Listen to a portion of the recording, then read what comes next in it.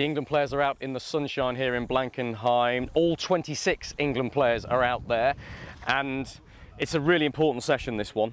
We only get to do the first 15 minutes, remember, but what happens when the cameras have been turned away after the warm-up session could be absolutely fascinating, because this is Gareth Southgate's final opportunity to put the squad through their paces and decide exactly what sort of formation he's going to play, what personnel he's going to be in that formation. Remember, we've been saying for the last couple of days that in the last few days, England have been training with a back three.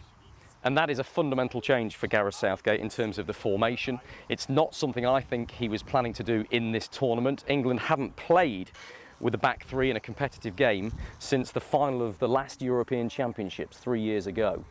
So I think it's a rip it up and start again for Gareth Southgate if he does go with that back three. Remember, it was a closed training session yesterday, so we didn't get to see the players out there, and we don't get to see the important bits of the training sessions anyway. But my understanding is that's what England have been working on, and so it could be a fundamental change. In terms of the three centre-backs that he'll go with, well, we know there's a big problem there, isn't there, because he's lost Marc Guéhi.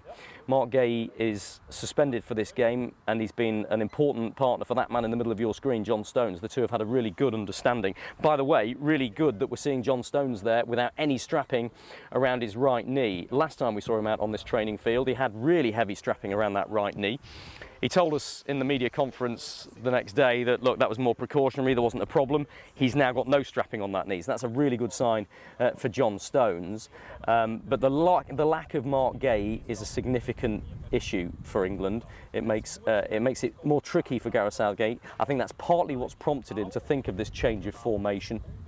And I would fully expect Ezri Konsa to come into the middle of England's defence. There he is in the middle of your screen right now. The Aston Villa defender has been outstanding for his club all season long, and it's been made pretty clear to me that his versatility means whoever drops out of the England back four that's been playing in the tournament so far, Ezri Konsa was first in line to come in and replace them.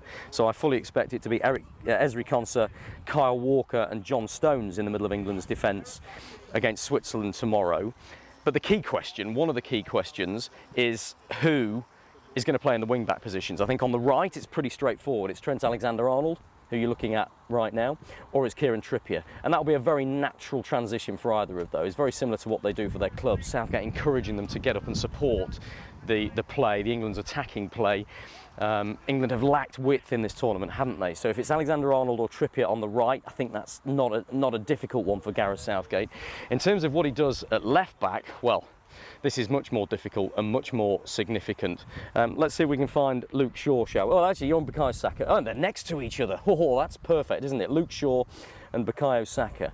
I think those are the two most obvious options for England in a left wing-back position if Southgate goes for a back three.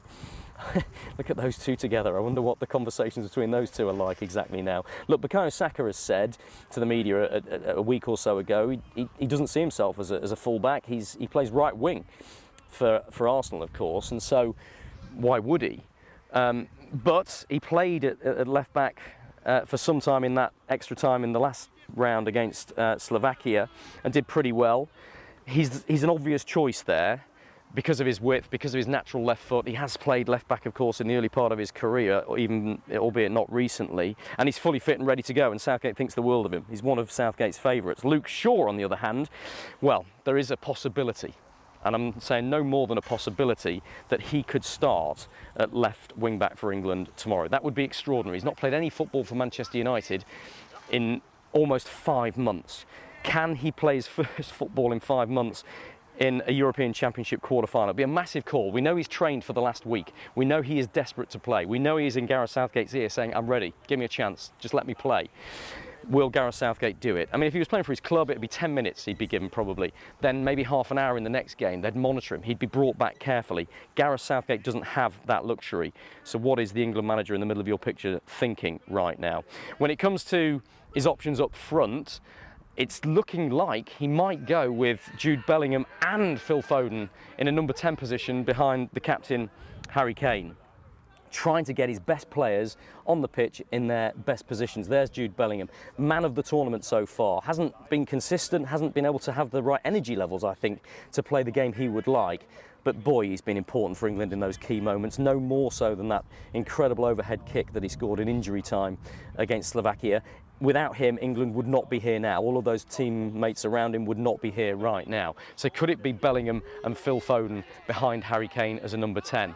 And then also, what does he do in the middle of midfield? We know Declan Rice is going to be one of the midfielders, England's most consistent player. Some people have criticised him this tournament. I think he's done okay in an underperforming team, but we know he's going to be there. Will it be Kobbie Mainoo or Conor Gallagher that plays alongside him if Southgate goes with this 3-5-2 or perhaps 3-4-2-1 formation that he's thinking about?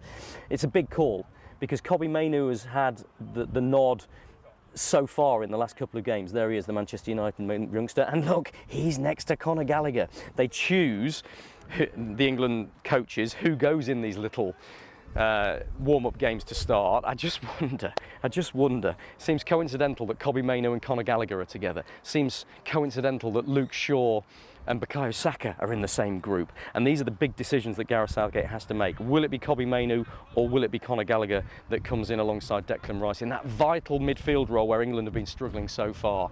It's absolutely fascinating. When our cameras are away from here, this England training session will become very, very serious. They're having a bit of fun right now. You can see the smiles on the faces. They're enjoying the warm-up. As soon as the cameras are turned off, it's down to business. It's Gareth Southgate fine-tuning the formation, fine-tuning the personnel he wants in those formation, he wants in those positions.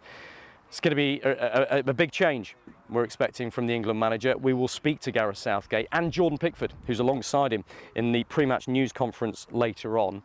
That's this evening on Sky Sports News, but analysis continues throughout the day.